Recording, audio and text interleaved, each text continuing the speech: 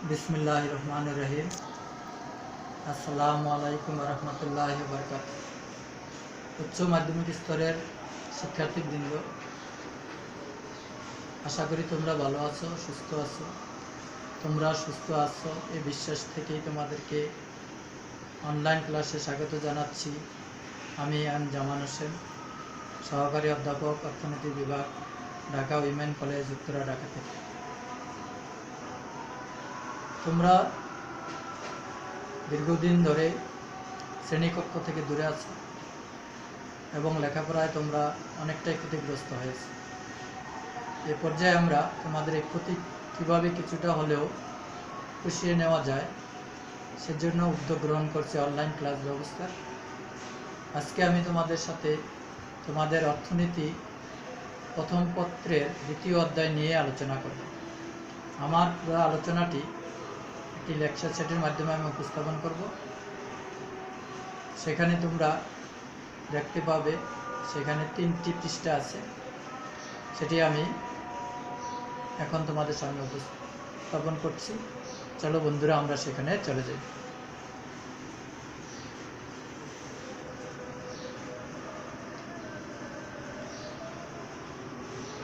Lecture শিটে তোমরা দেখতে পাচ্ছ অর্থনীতি প্রথম পত্র দ্বিতীয় অধ্যায় উপযোগ, যাকে ইংরেজিতে বলে ইউটিলিটি। এখানে আমি শিখন ফল লিখেছি। শিখন ফল বলতে বোঝায় যে এই ক্লাস শেষে বা এই অধ্যায় শেষে আমরা বা তোমরা এখান থেকে কি কি জানতে পারবে। প্রথমে আমি লিখেছি এই ক্লাস শেষে তোমরা উপযোগের ধারণা ব্যাখ্যা করতে পারবে, মোট উপযোগ ও প্রান্তিক উপযোগের সম্পর্ক নির্ণয় করতে পারবে, ক্রমহ্রাসমান প্রান্তিক উপযোগ বিধি ব্যাখ্যা করতে পারবে, এই বিধির সীমাবদ্ধতা বা ত্রুটিসমূহ চিহ্নিত করতে পারবে। এখন আমরা মূল আলোচনায় চলে যাচ্ছি। প্রথমেই তোমরা দেখো এখানে আছে উপযোগের সংজ্ঞা, ডেফিনেশন। উপযোগ কাকে বলে? সাধারণত উপযোগ বলতে কোনো দ্রব্যের মধ্যে মানুষের অভাব পূরণের যে ক্ষমতা তাকে বোঝায়। একটি দ্রব্য ব্যবহার করে মানুষ সন্তুষ্টি লাভের মাধ্যমে অভাব পূরণ করে থাকে। অভাব পূরণের এ সন্তুষ্টি লাভই উপযোগ। উপযোগকে সাধারণত তৃপ্তি বা কাম্যতা বলে অভিহিত করা হয়। আমরা যে বিভিন্ন দ্রব্য ভোগ করে থাকি, সেই দ্রব্য ভোগ করে আমরা কিছু মজা পাই। এই মজাই হলো মূলত অর্থনীতির ভাষায় উপযোগ। তারপরে দেখো আছে এখানে মোট উপযোগ বা টোটাল ইউটিলিটি। মোট উপযোগ কাকে বলে? কোনো দ্রব্যের বিভিন্ন একক থেকে প্রাপ্ত উপযোগের সমষ্টিকে মোট উপযোগ বলে। যেমন কোনো একজন ব্যক্তি 3টি কমলা ক্রয় করল, সে যদি প্রথম একক থেকে 5 টাকার সমান, দ্বিতীয় একক থেকে 4 টাকার সমান, তৃতীয় একক থেকে 3 টাকার সমান উপযোগ পায়, তবে তার মোট উপযোগ হবে 5 + 4 + 3 = 12 টাকার সমান। এখানে আমরা দেখলাম যে উপযোগকে মূলত টাকার মাধ্যমে, টাকার অঙ্কে হিসাব করা হয়। মূলত একটি দ্রব্যের দাম যত আমরা ধরে নেই তার উপযুক্ত। তারপরে দেখো এখানে আছে প্রান্তিক উপযোগ, ইংরেজিতে যার নাম মার্জিনাল ইউটিলিটি। মার্জিন মানে প্রান্ত, প্রান্ত মানে কিনারা। সর্বশেষ একক থেকে প্রাপ্ত উপযোগকে সাধারণত প্রান্তিক উপযোগ বলে। এখানে আমি সংজ্ঞাকারে লিখেছি, কোনো দ্রব্যের অতিরিক্ত একক ভোগ করলে মোট উপযোগের যে পরিবর্তন হয় তাকে প্রান্তিক উপযোগ বলে। অর্থাৎ কোনো দ্রব্যের অতিরিক্ত একক থেকে প্রাপ্ত উপযোগই প্রান্তিক উপযোগ। যেমন কোনো ব্যক্তি যদি 2টি আপেল ভোগ করে 10 টাকার সমান এবং 3টি আপেল ভোগ করে 12 টাকার সমান উপযোগ পায়, তবে তার প্রান্তিক উপযোগ হবে 12 - 10 = 2 টাকার সমান। এইভাবে আমরা প্রান্তিক উপযোগ নির্ণয় করতে পারি। এখন আমরা পেজ 2তে চলে যাচ্ছি। সেখানে দেখো ক্রমহ্রাসমান প্রান্তিক উপযোগ, ইংরেজিতে বলে law of diminishing marginal utility. অর্থনীতিতে এর একটি উল্লেখযোগ্য বিধি। এটা তোমাদের পরীক্ষার জন্য অনেক ইম্পর্ট্যান্ট, সুতরাং মনোযোগ দিয়ে এই বিধিটি পড়তে হবে। এখানে আমি একটু ছোট করে লিখে দিয়েছি বিধিটি কি। কোনো নির্দিষ্ট সময়ে অন্যান্য অবস্থা অপরিবর্তিত অবস্থায় কোনো ভোক্তা একটি দ্রব্য ক্রমাগতভাবে ভোগ করতে থাকলে ভোক্তার নিকট ওই দ্রব্যের বিভিন্ন একক থেকে প্রাপ্ত প্রান্তিক উপযোগ ক্রমশ হ্রাস পেতে থাকে। এভাবে কোনো দ্রব্যের ভোগ ক্রমাগত বৃদ্ধির সাথে সাথে তার প্রত্যেক একক থেকে প্রাপ্ত উপযোগ হ্রাস পাওয়ার প্রবণতাকে ক্রমহ্রাসমান প্রান্তিক উপযোগ বিধি বলে। এক কথায় বলা যায় ভোগ বৃদ্ধির সাথে সাথে প্রান্তিক উপযোগ হ্রাস পায়। এই যে নিয়মটি, এই নিয়মটিকে অর্থনীতিবিদরা ক্রমহ্রাসমান প্রান্তিক উপযোগ বিধি নামে অভিহিত করেছে। এখন শিক্ষার্থীরা দেখো, এখানে আমি লিখছি অনুমিতি শর্তসমূহ। যে কোনো বিধি কার্যকর হতে হলে তার কিছু পূর্ব শর্তের দরকার। এই পূর্ব শর্তগুলো এখানে আমি লিখে দিয়েছি। 7টি শর্তের কথা লেখা আছে, অনুমতি শর্ত।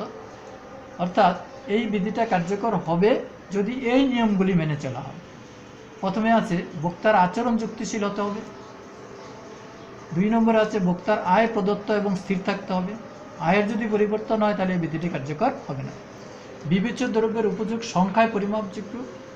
দ্রব্যের প্রতিটি একক সমজাতীয়, অর্থাৎ দ্রব্যগুলি একই ধরনের হতে হবে, একই মানের হতে হবে অথবা একই গুণের হতে হবে। একটি নির্দিষ্ট সময় বিবেচ্য। সময় যদি অনেক লেন্দি হয় তাহলে এই বিধিটি কার্যকর হবে না। ভোক্তার পছন্দ এবং রুচি প্রদত্ত। 7 নম্বরে আছে বিবেচ্য দ্রব্যের পরিবর্তক বা পরিপূরক দ্রব্যের দাম অপরিবর্তিত থাকে। এই বিধিটিকে আমি একটি সূচির মাধ্যমে এখানে উপস্থাপন করেছি। তোমরা দেখতে পাচ্ছ এখানে 2টি কলাম আছে। প্রথম কলামে দ্রব্যের একক এবং দ্বিতীয় কলামে প্রান্তিক উপযোগ। এখানে প্রান্তিক উপযোগ টাকার মাধ্যমে হিসাব করা হয়েছে। সূচিতে লক্ষ্য করা যায় একজন ব্যক্তি যখন 1 একক দ্রব্য ভোগ করে সেখান থেকে সে প্রান্তিক উপযোগ পায় 10। 2 একক দ্রব্য যখন ভোগ করে তখন প্রান্তিক উপযোগ পায় 8। 3 একক দ্রব্য যখন ভোগ করে তখন প্রান্তিক উপযোগ হলো 6। 4 একক দ্রব্য যখন ভোগ করে তখন প্রান্তিক উপযোগ পায় 4। 5 একক দ্রব্য যখন ভোগ করে তখন প্রান্তিক উপযোগ পায় 2। 6 একক দ্রব্য যখন ভোগ করে তখন প্রান্তিক উপযোগ পায় 0। এখানে দেখা যায় ভোগের পরিমাণ যত বাড়তেছে প্রান্তিক উপযোগ ধীরে ধীরে কমতেছে। এটাই হলো মূলত ক্রমহ্রাসমান প্রান্তিক উপযোগ বিধি। এই কথাগুলি আমি নিচে লিখে দিয়েছি, তোমরা এখান থেকে পড়তে পারো অথবা নিজেরাও লিখে পড়তে পারো। যেমন 1, 2, 3, 6 পর্যন্ত ঠিক রাখবে, এই সংখ্যাগুলি তুমি পরিবর্তন করে দেবে, কিন্তু সেটা যেন ক্রমিক কমে। তাহলে এই বিধিটি সূচির মাধ্যমে আলোচনা শেষ হলো। এখন আমরা যাচ্ছি 3 নম্বর পৃষ্ঠায়। সেখানে দেখা যায় এই বিধিটি আমরা রেখাচিত্রের মাধ্যমে উপস্থাপন করেছি। এই চিত্রের ভূমি, এটাকে বলে ভূমি অক্ষ বা এক্স অক্ষ, এটাকে বলে লম্ব অক্ষ। এক্স অক্ষে এক্স দ্রব্যের ভোগের পরিমাণ আর লম্ব অক্ষে ওই দ্রব্যের প্রান্তিক উপযোগ এমইউ মার্জিনাল ইউটিলিটি পরিমাপ করা হলো। চিত্রে দেখা যায় ভোক্তা যখন 1 একক দ্রব্য ভোগ করে তখন সেখান থেকে সে প্রান্তিক উপযোগ পায় 10, যা এই বিন্দুর মাধ্যমে আমরা এখানে দেখাইছি। যখন সে 2 একক দ্রব্য ভোগ করে তখন প্রান্তিক উপযোগ পায় 8, যা বি বিন্দুতে দেখানো হয়েছে। যখন সে 3 একক দ্রব্য ভোগ করে তখন প্রান্তিক উপযোগ পায় 6, যা সি বিন্দুতে দেখানো হয়েছে। এখানে দেখা যায় ভোগের পরিমাণ যত বাড়তেছে প্রান্তিক উপযোগ তত কমতেছে। তাছাড়া এ বি সি এই বিন্দুগুলি যোগ করলে আমরা যে রেখাটি পেলাম এমইউ রেখা, মানে প্রান্তিক উপযোগ রেখা, এই রেখাটি নিম্নগামী। যে কোনো রেখা নিম্নগামী হলে আমরা বুঝতে পারি এই ভূমি অক্ষে যা দেখাইছে অর্থাৎ ভোগের পরিমাণ আর লম্ব অক্ষে যা দেখানো হয়েছে প্রান্তিক উপযোগ, এই দুইটার মধ্যে সম্পর্ক বিপরীত, অর্থাৎ একটা বাড়লে আর একটা কম। এখানে দেখা যায় ভোগ যত বাড়তেছে প্রান্তিক উপযোগ তত কমতেছে। এই জন্য রেখাটা বাম দিক থেকে ডান দিকে নিম্নগামী হয়েছে। বন্ধুরা এবার দেখো এই বিধির কিছু ত্রুটি আছে। ত্রুটিগুলি আমি এখানে উল্লেখ করেছি, 10টা ত্রুটির কথা উল্লেখ করেছি। তোমরা যদি কম বেশি দাও তাতেও কোনো সমস্যা নেই। প্রত্যেকটা বিধিরই কোনো না কোনো সমালোচনা থাকে, কারণ একজন অর্থনীতিবিদ কোনো একটি বিধি আবিষ্কার করলে পরবর্তীতে ওইটা নিয়ে কিছু কথা হয়, সমালোচনা হয়। এই বিধিটাও সেরকম কিছু সমালোচনার সম্মুখীন হয়েছে। বিভিন্ন অর্থনীতিবিদরা এই বিধির সমালোচনা করেছেন। 1 নম্বরে এখানে আমি লিখেছি রুচির পরিবর্তন। ভোক্তার রুচি যদি পরিবর্তন হয়ে যায় তাহলে প্রান্তিক উপযোগ ক্রমহ্রাসমান হবে না। শৌখিন দ্রব্য, অনেক মানুষ শখের কারণে দ্রব্য ভোগ করে, শখের জিনিস, সেই দ্রব্যের ক্ষেত্রে ভোগ যত বাড়বে প্রান্তিক উপযোগ তত কমবে না, বরং আরও বেড়ে যাবে। দ্রব্যগুলি অসমজাতীয়তা যদি হয় তাহলে বিধি কার্যকর হবে না। প্রত্যেকটা দ্রব্য সমমানের সমগুণের হতে হবে, তা না হলে বিধি কার্যকর হবে না। বিকল্প দ্রব্যের দাম, বিকল্প দ্রব্য বলতে একটি দ্রব্যের পরিবর্তে যে দ্রব্য ব্যবহৃত হয় তাকে বিকল্প দ্রব্য বলে। যেমন চাল ও আটা। চালের ক্রমহ্রাসমান প্রান্তিক উপযোগ বিধি নির্ণয় করলে অবশ্যই আটার দাম স্থির ধরে নিতে হবে। তারপরে আছে পরিপূরক দ্রব্যের দাম। পরিপূরক দ্রব্য হলো একটি দ্রব্যের সাথে যদি আরেকটি দ্রব্য ব্যবহার করা হয় তাকে পরিপূরক দ্রব্য বলে। যেমন চিনি এবং চা। চায়ের ক্রমরসমান প্রান্তিক উপযোগ যদি আমরা নির্ণয় করতে চাই তাহলে চিনির দাম স্থির ধরতে হবে। সময় ব্যবধান, এখানে বলা হয়েছে সময় যদি খুব বেশি ব্যবধান হয় তাহলে এই বৃত্তি কার্যকর হবে না। একটা অল্প সময়ের মধ্যে এই বিষয়টি আলোচনা করতে হবে, অর্থাৎ একজন বক্তাকে যখন আমরা প্রথম দ্রব্য দিব তার কিছুক্ষণ পরে আরেকটি দ্রব্য দিতে হবে। যদি 2-3 ঘন্টা পরে বা 6 ঘন্টা পরে তাকে ওই দ্রব্য দেওয়া হয়, দ্বিতীয় দ্রব্যটি দেওয়া হয় বা দ্বিতীয় এককটি দেওয়া হয়, তাহলে তার প্রান্তিক উপযোগ না কমে বরং বেড়ে যেতে পারে। 7 নম্বরে আছে অর্থের প্রান্তিক উপযোগ। এই অর্থের প্রান্তিক উপযোগ স্থির থাকতে হবে। এখানে উপযোগ পরিমাপ করা হয়েছে অর্থ দ্বারা, টাকা দ্বারা। অর্থের প্রান্তিক উপযোগ যদি স্থির না থাকে তাহলে এই পরিমাপ সম্ভব হবে না। আয়ের বৃদ্ধি 8 নম্বরে আছে। বক্তার আয় যদি বৃদ্ধি পায় তাহলে তার প্রান্তিক উপযোগ কমবে না বরং আরও বেড়ে যেতে পারে। দ্রব্যের একক প্রয়োজনের তুলনায় যদি খুব কম হয় তাহলে এই বিধিটি কার্যকর হবে না। 1 একক বা 2 একক দ্রব্য ভোগ করলে এই বিধিটি বোঝা যাবে না। এজন্য 5-7 একক দ্রব্য ভোগ করলে এই বিধিটির কার্যকারিতা প্রমাণিত হবে। সামাজিক প্রতিপত্তি, এমন অনেক দ্রব্য আছে যেগুলি মানুষের সামাজিক প্রতিপত্তি বৃদ্ধি করে। ওইসব দ্রব্যের ক্ষেত্রে যতই বেশি ভোগ করা হয় ওটার প্রান্তিক উপযোগ কমে না বরং আরও বাড়ে। এই হলো 10টি সমালোচনা।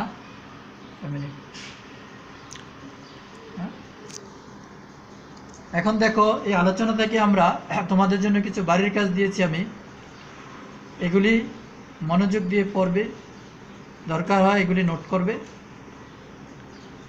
তোমাদের সৃজনশীল পদ্ধতিতে একটি প্রশ্নের 4টি অংশ থাকে, ক, খ, গ, ঘ। ক এবং খতে সাধারণত জ্ঞানমূলক প্রশ্ন থাকে, সেইগুলি মুখস্থ লিখতে হয়, সেইগুলির জন্য কোনো উদ্দীপকের প্রয়োজন হয় না। গ আর ঘর জন্য উদ্দীপকের প্রয়োজন হয়।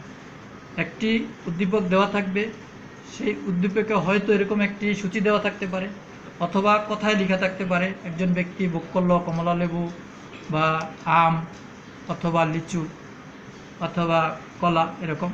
সেখান থেকে যদি আমরা বুঝতে পারি যে ওই ব্যক্তি যত ভোগ করতেছে তার উপযোগ, প্রান্তিক উপযোগ ততই কমতেছে, তাহলে আমরা বুঝবো ওই উদ্দীপকটির সাথে ক্রমরসমান প্রান্তিক উপযোগ বিধির সম্পর্ক আছে। তাহলে আমরা এই ক্রমরসমান প্রান্তিক উপযোগ বিধিটি ব্যাখ্যা করব। এখানে তোমরা দেখছো যে ব্যাখ্যাটা দুইভাবে করা যায়, একটা সূচির মাধ্যমে, একটা রেখাচিত্রের মাধ্যমে। এরপরে ঘ নম্বরে যে প্রশ্নটি থাকবে সেটি এই গয়ের থেকে একটু লেন্দি করতে হবে, ওইটার রেফারেন্সে লিখতে হবে।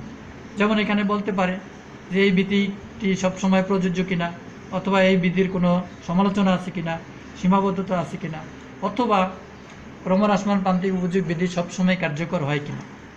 এখানে প্রথম প্রশ্নটি আমার হিসাবে জ্ঞানমূলক, দ্বিতীয় প্রশ্নটি এবং তৃতীয় প্রশ্নটি থেকে উদ্দীপকের আলোকে লিখতে হবে। এখানে উদ্দীপকটি মনোযোগ দিয়ে তোমাদেরকে পড়তে হবে এবং সেই উদ্দীপকে যা উল্লেখিত থাকবে সেই অনুযায়ী লিখতে হবে। যদি দেখো উদ্দীপকে প্রান্তিক উপযোগ না কমে বাড়ে তাহলে এই রেখাটি হবে ঊর্ধ্বগামী এবং এখানে ভোগ বাড়ার সাথে সাথে এটাও প্রান্তিক উপযোগও বাড়বে।